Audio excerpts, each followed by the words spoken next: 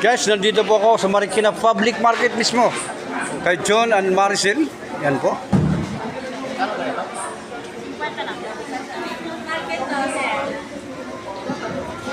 Ito po yung ano, yung mga isda nila dito. Santo Niño ito ang nakakasakop is tapat ng Aglipay. Ayun. Antonio Market. That's not for Marikina. Hindi siya public siya, ano? Hindi siya public ng... private. Sa Santo Niño Marikina Market mismo, Marikina. Yan po, yung mga paninda nila dito.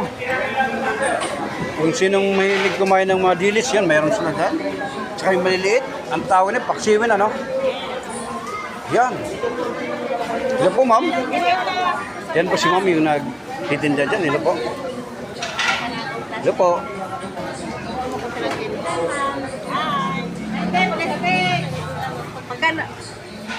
Magkano kilo dyan?